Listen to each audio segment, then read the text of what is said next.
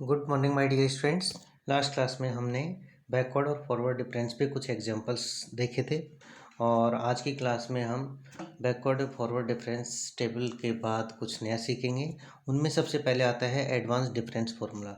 Students competition के point of view से और आरयू के सिलेबस के अकॉर्डिंग काफ़ी इंपॉर्टेंट फार्मूला है। पहले तो मैं आपको ये बता देना चाहता हूँ कि इसकी ज़रूरत क्यों पड़ी है आपको। जैसे स्टूडेंट्स मान लीजिए आपके पास एक टेबल रिप्रेजेंटेशन दे रखा है, कुछ डेटा है आपके पास, जिसमें जैसे मान लो फर्स्ट कॉलम में तो एक्स है और सेकंड कॉलम में वाई है।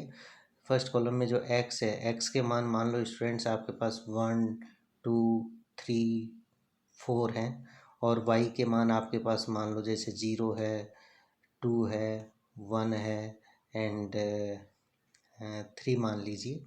तो आप स्टूडेंट्स डेल वाई बता सकते हो क्या है। तो डेल वाई क्या होगा, 2 - 0 तो that is 2, 1 - 2 that is -1 and 3 - 1 that is 2। Okay, अगर मैं आपसे कहूँ कि what will be del 2y, second forward difference क्या होगा, तो आपका आंसर क्या होगा कि सर दिस कॉलम, इस कॉलम में फर्स्ट एंट्री क्या हो जाएगी, -1 ऑफ -2 तो दैट इज़ टोटल -3 और 2 ऑफ -1 दैट इज़ +3। ओके, मैं आपसे पूछूं what will be del cube of y, तो आपका आंसर क्या होगा स्टूडेंट्स, आपका आंसर होगा +6। ओके, तो आपको कहाँ स्टॉप होना है, जहाँ पे लास्ट सिंगल एंट्री आ जाए या कांस्टेंट एंट्री आने लग जाए, तो ये आपकी टेबल है। तो अभी जैसे मैं आपसे कहूँ कि इस टेबल रिप्रेजेंटेशन में x = 1 पे y का मान क्या है, तो आपका आंसर होगा कि सर x = 1 पे y 0 है। मैं कहूँ कि x = 2 पे y का मान क्या है, तो आपका आंसर होगा 2 होगा। मैं कहूँ x = 3 पे आंसर क्या आएगा y का, तो आपका आंसर होगा 1 आएगा। टेबल को देखकर आप बता सकते हो। मैं कहूँ कि x = 4 पे y का मान क्या है, 3 है। लेकिन मैं ऐसे कहूँ कि x = 10 पे y का मान क्या है, x = 10 पे y का मान क्या है, तब आपके सामने प्रॉब्लम आएगी। तब आप कहोगे कि सर या तो हमें आप x और y में एक रिलेशनशिप दीजिए ताकि हम उसमें x = 10 रखें और उसकी वजह से हमें y मिल जाए, या फिर आप कुछ न्यूमेरिकल टेक्निक्स वगैरह में ऐसा कुछ बताएं जिससे हमें इसे कैलकुलेट करें। तो ध्यान दीजिए स्टूडेंट्स, तो अपन न्यूमेरिकल एनालिसिस पढ़ रहे हैं, तो ये जो एडवांस डिफरेंस फार्मूला है वो यही काम करता है कि जब आपके पास टेबल में कुछ x की वैल्यूज़ दे रखी हैं, उनके करस्पॉन्डिंग y की वैल्यू दे रखी हैं, तब आप उसकी फॉरवर्ड डिफरेंस टेबल बना सकते हो। ठीक है, वो उस टेबल का यूज करते हुए आप वो जो गिवन x हैं उसके आउटसाइड जाकर किसी भी x के लिए आप y का मान फाइंड आउट कर सकते हैं। तो ये काम करता है एडवांस डिफरेंस फार्मूला। अब वो काम कैसे करता है, ये जो फार्मूला है वो यूज करेगा किसको, लीडिंग टर्म्स को। तो मैं कहूँ कि जैसे लीडिंग टर्म तो क्या है, यहाँ पे 0 है। मैं कहूँ कि लीडिंग डिफरेंसेज क्या है, तो आपका आंसर होगा सर 2 होना चाहिए, -3 होना चाहिए, 6 होना चाहिए। तो ये जो एडवांस डिफरेंस फार्मूला है ये किसको यूज करता है, लीडिंग टर्म और लीडिंग डिफरेंसेज को। और मैंने आपको पिछली क्लासों में अच्छे से बता रखा है कि लीडिंग टर्म और leading differences forward difference table के क्या होते हैं। प्रत्येक कॉलम मतलब वाई वाले कॉलम से स्टार्ट करके आगे की डायरेक्शन में अगर आप जाओगे राइट हैंड साइड में, तो प्रत्येक कॉलम की जो फर्स्ट एंट्री होती है वो आपकी लीडिंग टर्म और फिर उसके बाद लीडिंग डिफरेंसेज स्टार्ट होते हैं। तो ये आपकी लीडिंग टर्म है, ये आपका लीडिंग डिफरेंस है, ये आपका लीडिंग डिफरेंस है, ये आपका लीडिंग डिफरेंस है। ठीक है स्टूडेंट्स, तो अब आप देखिए, तो मैंने यहाँ पे स्टेटमेंट लिख दिया है एडवांस डिफरेंस फार्मूला, अग्रामी अंतर सूत्र। ठीक है, तो फार्मूला क्या होता है आपका कि f of a plus n h, f of a plus n h वो आपका क्या है, f of a plus NC1 del f of a, NC2 del 2f of a, NC3 del cube f of a, फिर ऐसे last में जाएगा NCN, तो NCN 1 होता है तो यहाँ आ जाएगा डेल एन एफ ए। ठीक है, या तो आप इस तरह से लिखिए या फिर आप इसे ऐसा भी लिख सकते हो। कल की क्लास में मैंने बताया था कि f of a plus n h actual में नोटेशन क्या होता है, वाई की value at x = a plus n h.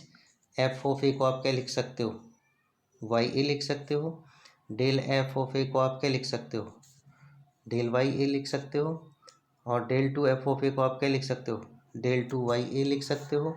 ठीक है। ऐसे ही del N F of a को क्या लिख सकते हो, डेल एन वाई ए लिख सकते हो। ठीक है, तो चाहे इस तरीके से लिखे या इस तरीके से लिखे, दोनों केसेस में आपका ये क्या है, एडवांस डिफरेंस फार्मूला है। ठीक है स्टूडेंट्स, अब इस फॉर्मूले को कब लगाते हैं, क्यों लगाते हैं, ये मैंने आपको बता दिया है कि जब एक्स की कुछ वैल्यूज गिवन हो आपके पास, उनके करस्पॉन्डिंग वाई के मान दिए गए हों, तो आप फॉरवर्ड डिफरेंस टेबल बना सकते हो। साथ में अगर आपको ऐसे वाई का मान पूछा जाए जो गिवन एक्स के बाहर का कोई बिंदु हो, ठीक है, तो ये मैंने लिखा है यहाँ पे, यह फॉर्मूला तब यूज किया जाएगा जब दिए गए एक्स एम वाई के मान के अलावा वाई का मान उस एक्स पर पूछा जाए जो इन आंकड़ों के बाहर हो। साथ में ध्यान रहे एक्स के मान समदूरस्थ होने चाहिए, इक्वी डिस्टेंट होने चाहिए, एक दूसरे से समान, मतलब किन्हीं भी लगातार दो एक्सिस का डिफरेंस हमेशा क्या है, सेम होना चाहिए। साथ में एक्स का इनिशियल मान भी निश्चित होना चाहिए। हाँ, एक इम्पोर्टेंट चीज़ इसमें ये है कि आपका एक्स का जो मूल बिंदु है वो भी आपका फिक्स होना चाहिए। ठीक है, तो अब आप देखिए आगे, इस पे एक क्वेश्चन लिया है मैंने आपके सामने, और स्टूडेंट्स ये क्वेश्चन आपका है, आप इसे ये देख सकते हैं।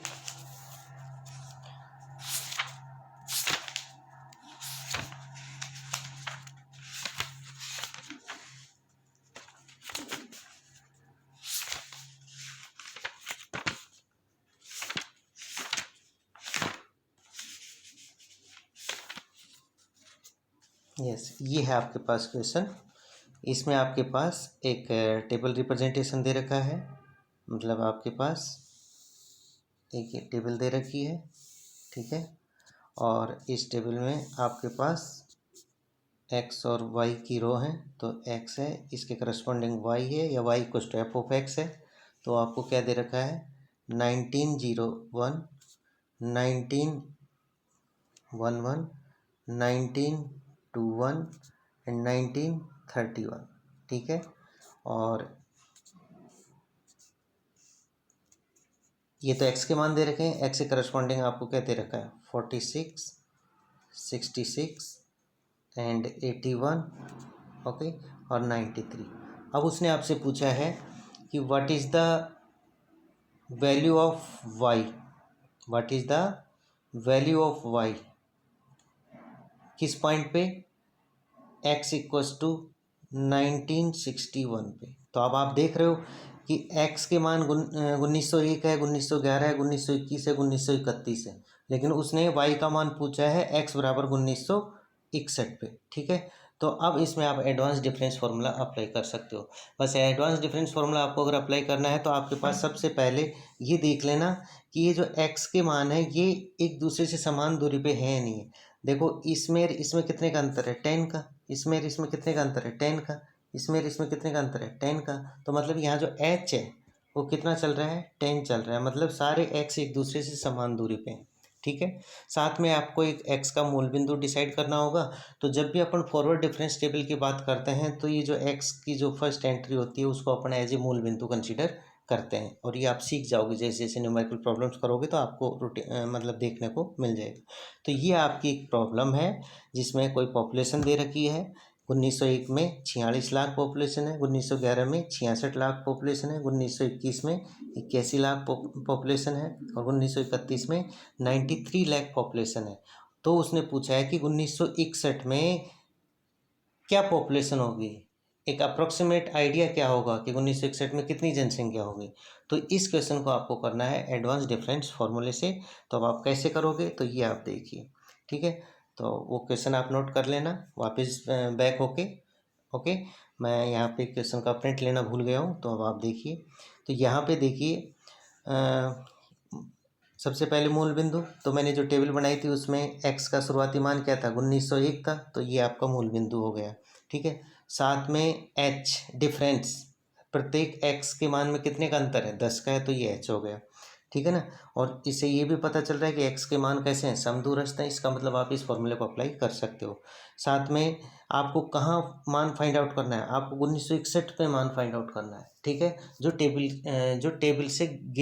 टेबल से बाहर का कोई डेटा है। ठीक है, तो ध्यान दीजिए स्टूडेंट्स, वो जो फॉर्मूला लिखा था मैंने एडवांस डिफरेंस फार्मूला, उसमें आपने लेफ्ट हैंड साइड में लिखा था f of a plus n h. ठीक है, मतलब इस इस बिंदु पे आपको मान निकालना है। ठीक है ना, ए प्लस एन एच में। ठीक है, तो इस क्वेश्चन में ए प्लस एन एच एक्चुअल में क्या दे रखा है, 1961 पे ही तो मान निकालना है। ठीक है, अब ए क्या है, ए है मूल बिंदु, ए क्या है मूल बिंदु, तो मूल बिंदु इस समय क्या है 1901। एन आपके पास एन रहेगा, एच आपको पता चल गया 10 है, 1961 आपको पता है कि क्वेश्चन में पूछा है उसने। ठीक है, तो यहाँ से आप एन का मान निकालोगे तो कितना आ जाएगा 6 आ जाएगा, एन का मान निकालोगे तो कितना आ जाएगा 6 आ जाएगा। तो सबसे पहला काम क्या कि x का मूल बिंदु डिसाइड कीजिए जो 1901 है, साथ में आप h को डिसाइड कीजिए, वो x के डेटा से पता चल जाएगा कि h का मान कितना चल रहा है। फिर उसके बाद आपको ये पता होना चाहिए कि आपको किस बिंदु पे डेटा निकालना है, तो आपको 1961 पे निकालना है। तो ये जो 1961 पे निकाल रहे हो ये एक्चुअल में आपका a प्लस एन एच होता है। ठीक है, अब वहाँ से आप n का मान निकाल लीजिए। ठीक है, तो ये मिल गया। अब इसके बाद आपको टेबल की ज़रूरत पड़ेगी, तो आपको टेबल भी बनानी पड़ेगी। तो टेबल जब आप बनाओगे तो देखो x के मान क्या दे रखे थे आपको, यही 1901, 1911, 1921, 1931। जनसंख्या लाखों में दे रखी है, तो फर्स्ट 46 लाख है, देन 66 लाख है, देन 81 लाख है, देन 93 लाख है। ठीक है, फर्स्ट फॉरवर्ड डिफरेंस में अगर फाइंड आउट करूँ तो इन दोनों के कॉम्बिनेशन से मेरे को क्या मिल रहा है 20, इन दोनों के कॉम्बिनेशन से क्या मिल रहा है 15, इन दोनों के कॉम्बिनेशन से क्या मिल रहा है 12। मतलब ये फर्स्ट फॉरवर्ड डिफरेंस है। अब मेरे को अगर सेकंड फॉरवर्ड डिफरेंस चाहिए है तो ये क्या हो जाएगा, ये हो जाएगा, और इन दोनों से ये हो जाएगा। ठीक है, ये आ जाएगा। ठीक है, कहाँ स्टॉप होना है, जहाँ सिंगल एंट्री आ जाए, जहाँ कोई कांस्टेंट आने लग जाए वहाँ आपको स्टॉप हो जाना है। ठीक है स्टूडेंट्स, तो ये आपने टेबल बना ली, फॉरवर्ड डिफरेंस टेबल। ठीक है स्टूडेंट्स, अब आप सबसे पहले ये फॉर्मूला लिखिए, अग्रामी अंतर सूत्र लिखिए। तो पहले तो मैंने जनरल फार्मूला लिखा है आपके सामने, y equals to a plus n h, तो ये फार्मूला लिख दिया। ठीक है स्टूडेंट्स, अब इस फार्मूले में क्या n है, क्या आपका मूल बिंदु a है, क्या आपका a प्लस एन एच है, ये सारे मान आपको रखने हैं। तो देखो y a plus n h, मतलब y का मान आपको कहाँ निकालना है एट 1961, तो ये देखो मैंने लिख दिया है। तो y a मतलब y का मान a पर, मतलब y का मान मूल बिंदु पे, तो मूल बिंदु पे क्या है y का मान बताइए स्टूडेंट्स। अभी तो आप फॉर्मूला लिख रहा हूँ मैं, y 1901 प्लस n कितना मिला था आपको 6 मिला, तो 6c1 del y 1901, 6c2 del 2 y 1901, 6c3 del cube y 1901। ठीक है, और ये आगे तक जाएगा, लेकिन लिखे या ना लिखे कोई फर्क नहीं पड़ेगा, क्योंकि आपको पता है टेबल में डेल क्यूब वाई मैक्सिमम आ रहा है। ठीक है ना, तो आगे के सारे आपके कैसे होंगे मतलब जीरो में चले जाएंगे। ठीक है स्टूडेंट्स, अब वो जीरो में क्यों चले जाएंगे ये भी आपको थोड़ी देर बाद पता चल जाएगा। ठीक है, तो देखिए ये सब वैल्यूज वगैरह यहाँ पुट कर दीजिए आप। तो y एट 1901 कितना है आपका, टेबल के अकॉर्डिंग y का जो पहला कॉलम, y का जो कॉलम है उसकी फर्स्ट एंट्री 46, फिर आपको चाहिए 6c1। ठीक है ना, तो 6c1 का मान क्या होता है, तो स्टूडेंट्स ये आपका क्या है 6c1। ठीक है, तो कैसे कैलकुलेट करते हो, ये परमुटेशन कॉम्बिनेशन वाली फॉर्मूले यूज होंगे यहाँ पे। तो इसको कैलकुलेट करने का सीधा सा तरीका है, देखो ऊपर ये क्या लिखा हुआ है 6, नीचे ही क्या लिखा हुआ है 1। ठीक है, तो आप एक बार ऊपर 6 लिख दो और बटे में 1 लिख दो, तो ये आपका 6 आ जाएगा। ठीक है, और साथ में टेबल से फर्स्ट फॉरवर्ड डिफरेंस कितना है 20। ठीक है, वो लिख दिया। अब नेक्स्ट है 6c2, आपको किसकी ज़रूरत है 6c2 की।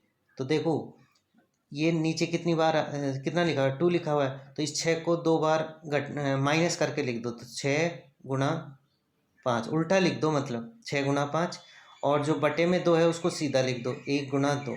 ठीक है, तो ये आपका 6c2 का मान आ जाएगा। तो 6 इंटू 5 30 होता है, 1 इंटू 2 2 होता है, टोटल बैलेंस होकर कितना आ जाएगा 15 आ जाएगा। तो वो थोड़ी देर बाद मैं लिख दूंगा, तो ये लिख दिया।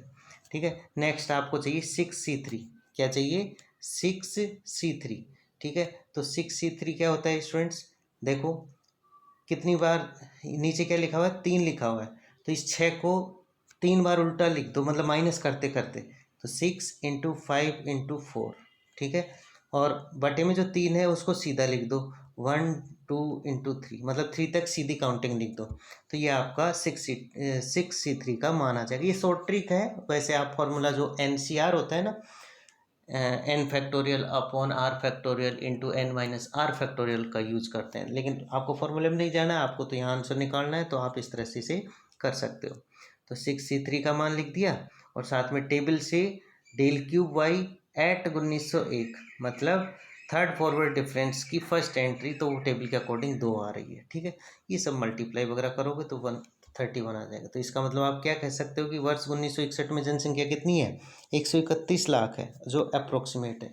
अप्रोक्सीमेट क्यों लिखा स्टूडेंट्स मैंने, क्योंकि मैंने आपको पहले दिन ही बता रखा था कि न्यूमेरिकल एनालिसिस में जो मेथड्स आप पढ़ने जा रहे हो वो कभी भी एग्जैक्ट सॉल्यूशन नहीं देते हैं, वो आपको कैसा सॉल्यूशन देते हैं, अप्रोक्सीमेट सॉल्यूशन देते हैं, ठीक है स्टूडेंट्स। अब इसके बाद आप घर पे इसमें 1981 पे भी संभावित जनसंख्या ज्ञात कर सकते हो। तो जब आप 1981 पे संभावित जनसंख्या ज्ञात करोगे तो आपके पास डेटा चेंज हो जाएंगे, A+NH अब आपके पास क्या है 1981, अभी थोड़ी देर पहले तो कितना था 1961, अब इस 1981 के अकॉर्डिंग आपका n आएगा, ठीक है।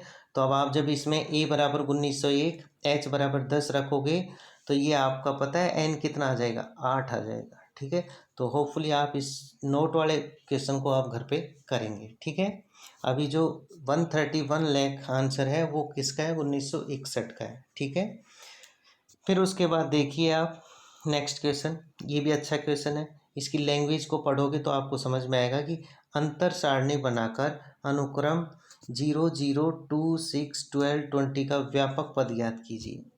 देखो स्टूडेंट्स समझना क्वेश्चन को, अंतर सारणी बनाकर अनुक्रम 0 0 2 6 12 20 का व्यापक पद ज्ञात कीजिए। स्टूडेंट्स के सामने अगर क्वेश्चन को सही से नहीं पढ़ा आपने तो सबसे बड़ी प्रॉब्लम आएगी, सर क्या x है और क्या y है, ठीक है। तो ध्यान दीजिए, यहाँ पे क्या दे रखा है, एक अनुक्रम दे रखा है, क्या दे रखा है, एक सीक्वेंस दे रखी है। और आपको पता है कि जो सीक्वेंस होती है वो एक फंक्शन होती है, वो क्या होती है, एक फंक्शन होती है, और इसी फंक्शन का डोमेन हमेशा क्या होता है, नेचुरल नंबर, ठीक है। क्या होता है, नेचुरल नंबर, और किसी एक नॉन एम्प्टी सेट ए पे डिफाइंड होती है, ठीक है। तो इसका मतलब एंट्रीज कहाँ से आ रही, नेचुरल नंबर से, कहाँ से आ रही, नेचुरल नंबर से। पहला नेचुरल नंबर कितना होता है 1, दूसरा कितना होता है 2, थर्ड 3 4 5 6, ऐसे मतलब 1 2 3 4 5 6 रखोगे तो आपको सीक्वेंस की फर्स्ट टर्म x1 मिलेगी, दूसरी सॉरी y2, अब ये नोटेशन एक जैसे हो गए।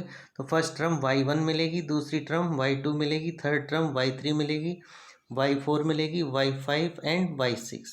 कब, जब n इक्वल्स टू 1 2 3 4 5 6 आप रखेंगे, ठीक है। तो बस इस क्वेश्चन में ये जो गिवन वैल्यूज हैं आपके पास, ये जो गिवन वैल्यूज हैं आपके पास, ये किसके मान है, y के मान है, किसके मान है, y के मान है। और ये कैसे मिल रहे हैं आपको, x बराबर पहला नेचुरल नंबर रखने पे, x बराबर सेकंड नेचुरल नंबर रखने पे, थर्ड नेचुरल नंबर रखने पे।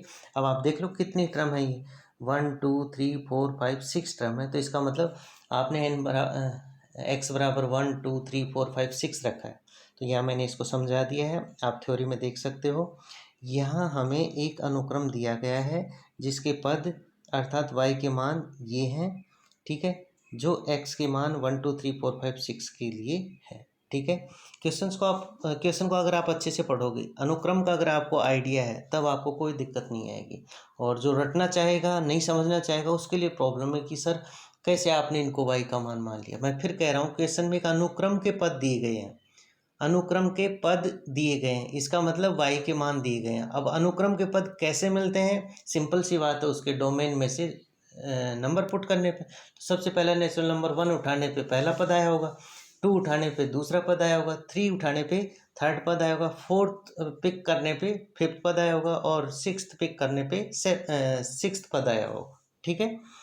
तो अब यहाँ देख लीजिए, अब x के मान में डिफरेंस कितने का है, 1 का है। देख लो आप टेबल से, x के मान में डिफरेंस कितने का है, 1 का है, 1 2 3 4 5 6, ओके। उनके करस्पॉन्डिंग y कितना है, 0 0 0 सॉरी 2 6 12 20 है, ठीक है।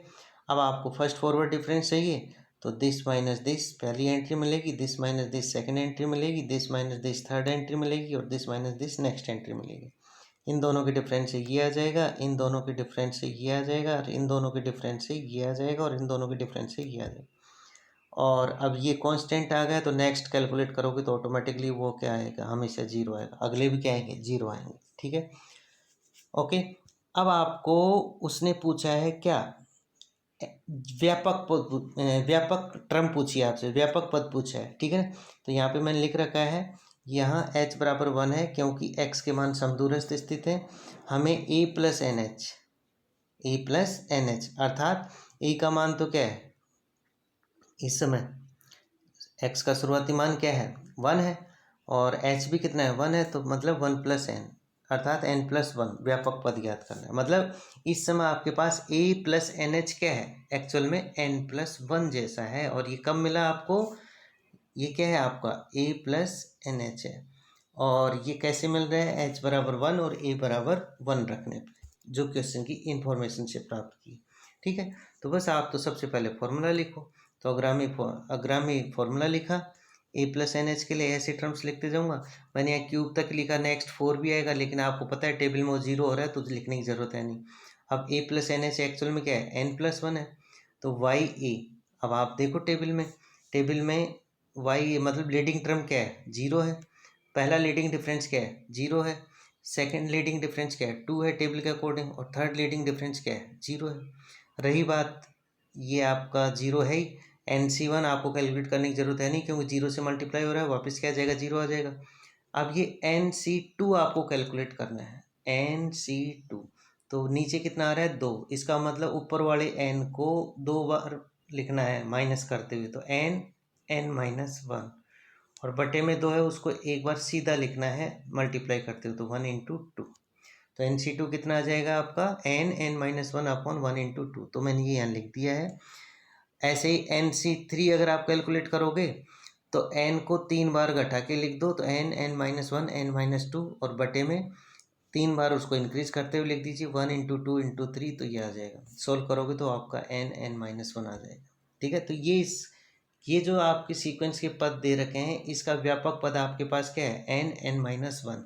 ठीक है, अब अगर वो इसमें ये कहता है कि y100 का मान फाइंड आउट करो, वो क्या कहे, y100 का मान फाइंड आउट करो, तो आप कर सकते हो आसानी से क्योंकि आपके पास जनरल पद है। अब तो y100 को आप क्या लिखना पसंद करोगे, इस जैसा लिखना पसंद करो, yn+1 जैसा। तो y100 को मैं क्या लिख सकता हूँ, y99+1।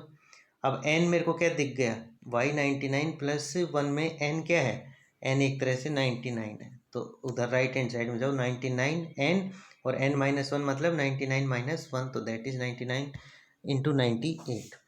दूसरा देखो, अगर वो पूछा जाए y7 का मान, तो सबसे पहले तो y7 को किस तरह से लिखो, yn+1। ठीक है ना, तो y7 को मैं क्या लिख सकता हूँ, y6+1। y7 को आप ब्रेक कर दीजिए, 6+1 1 होना चाहिए। ठीक है, तो अब इसमें n कितना दिखाई दे रहा है, 6, तो 6 रख दो यहाँ पे, 6 -1 तो कितना, 30 आ जाएगा। ठीक है स्टूडेंट्स, तो इस तरह से आप एडवांस डिफरेंस फॉर्मूले का यूज कर सकते हो। ठीक है, फिर उसके बाद स्टूडेंट्स कुछ नोट हैं, काफ़ी इंपॉर्टेंट रिजल्ट है, वो आपको देखना है। जैसे मान लो for example we have f(x) = x² है, तो अब बताओ ये पोलिनोमियल है, कितने घात का है, 2 घात का है। कितने घात का है, 2 घात का है। ठीक है, अगर मैं इस पर फर्स्ट फॉरवर्ड डिफरेंस लगाता हूँ, क्या लगाता हूँ, इस फंक्शन f(x) पे कितना फर्स्ट फॉरवर्ड डिफरेंस लगाता हूँ, तो वो क्या आएगा, f(x + h - f(x), तो आप ये कैलकुलेट करना, अप्लाई करना, तो ये कितना आ जाएगा, 2hx + h²। तो ध्यान दीजिए मैंने क्या लिखा है कि यहाँ हम देख सकते हैं कि f(x) 2 घात का फलन है, जबकि उसका प्रथम अंतर 1 घात का फलन है, जबकि उसका प्रथम अंतर 1 घात का फलन है। नोटिस करने वाली बात क्या है, फर्स्ट पॉइंट में खुद फंक्शन 2 घात का है, लेकिन अगर आपने उस पर डेल f(x) अप्लाई किया है तो वो कितनी घात का दे रहा है, 1 घात का फंक्शन दे रहा है, मतलब ये कम करके दिया उसने। ठीक है, 2 बार अप्लाई कर दो, क्या कर दीजिए, इस फंक्शन पे 2 बार फर्स्ट फॉरवर्ड डिफरेंस को अप्लाई कर दीजिए, तो 2 बार फर्स्ट फॉरवर्ड डिफरेंस को अप्लाई करोगे तो ये सॉल्व होकर आपका क्या आ रहा है, 2h² आ रहा है। क्या आ रहा है, 2h²।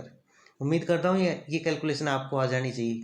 ठीक है, 2h² जो ये कांस्टेंट है, तो इसका मतलब अब यहाँ पे मैंने क्या लिखा कि यहाँ हम ऑब्जर्व कर सकते हैं कि फंक्शन स्वयं तो कितनी घात का है, 2 घात का फलन है, लेकिन उस पर अगर आपने द्वितीय अग्रांतर लगाया, del2 उसका फाइंड आउट किया, तो वो क्या है, कांस्टेंट है। क्या है, कांस्टेंट है।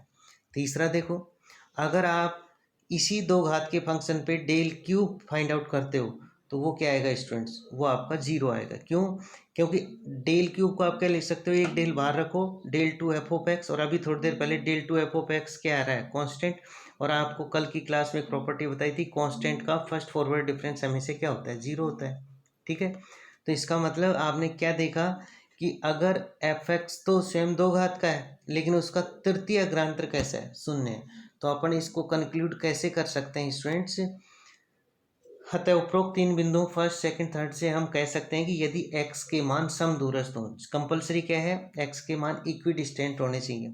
तो एफ एक्स एन घात, और साथ में एफ एक्स क्या है, एन घात का बहुपद है। एफ एक्स कितनी घात का ले लिया अब आपने, एन घात का। तो अगर आप एन घात के फंक्शन पे एन बार एन वा डिफरेंस कैलकुलेट करोगे तो वो हमेशा क्या आता है, कांस्टेंट आता है। ध्यान देना स्टूडेंट्स, काफ़ी इंपॉर्टेंट रिजल्ट है। अगर आप एन घात के फंक्शन पे एन वा अग्रांतर फाइंड आउट कर रहे हो तो वो क्या आएगा, कांस्टेंट आएगा। और अगर आपने एन प्लस वन वा अग्रांतर फाइंड आउट किया किसका, एन घात के फंक्शन का, तो वो हमेशा जीरो आएगा। जब एन प्लस वन वा अग्रांतर जीरो आ रहा है तो एन प्लस टू भी अग्रांतर ऑटोमेटिक आपका क्या आएगा, जीरो आएगा। जो आपने अभी टेबल्स में देखा है वो जीरो जीरो होने लग जाता है। ठीक है स्टूडेंट्स, तो यहाँ समझिए आप क्या, तो यहाँ आपके पास जनरल रिजल्ट क्या आ रहा है कि आपके पास एक फंक्शन है जिसे एन घात का पोलिनोमियल है, ठीक है, और एक्स के मान समान दूरी पे हैं। और अगर इस फंक्शन पे आपने एनवा अग्रांतर फाइंड आउट किया है तो वो एक कांस्टेंट आता है। और बड़ी इंपॉर्टेंट बात क्या है, उस कांस्टेंट का मान क्या होता है, N factorial A N into H की पावर एन होता है। ये ध्यान रखना, ये आपके डायरेक्ट कॉम्पिटिशन में डायरेक्ट काम आएगा। और यहाँ आर यू के सिलेबस में अगर क्वेश्चन आता है तो फिर आपको सोल्व करके बताना होगा। पता तो है कि ये आएगा लेकिन वो आपको step to step find out करना होता है। ठीक है, तो डेल एन एफ एक्स क्या आएगा, N factorial A N H की पावर एन आएगा। ठीक है, जहाँ ये ए एन क्या है स्टूडेंट्स, ये एक्स की जो अधिकतम घात है उसका गुणांक होता है, एक्स की जो अधिकतम घात है उसका गुणांक होता है। और डेल एम एफ एक्स क्या आएगा, जीरो आएगा। कब, जब ये एम बड़ा हो जाए किससे, एन से। मतलब वो अग्रांतर जो फंक्शन की घात से बड़ा है वो हमेशा क्या आएगा, जीरो आएगा पॉलिनोमियल के केस में।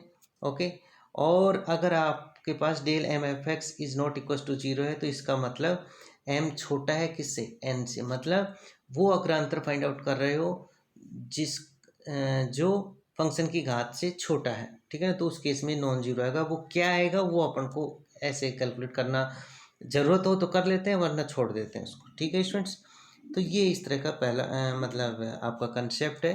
ओके, और आज के लिए इतना ही काफ़ी है।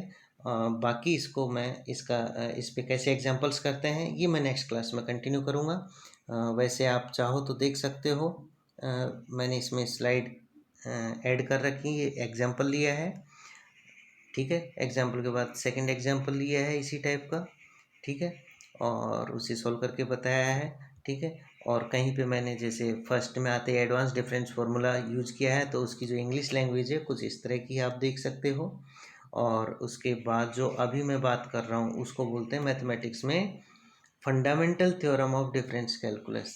ठीक है, तो वो स्टेटमेंट यहाँ पे लिखा हुआ है। तो होपफुली आज के लिए काफ़ी है, और इसको बाकी को हम कल स्टार्ट करेंगे। थैंक्स।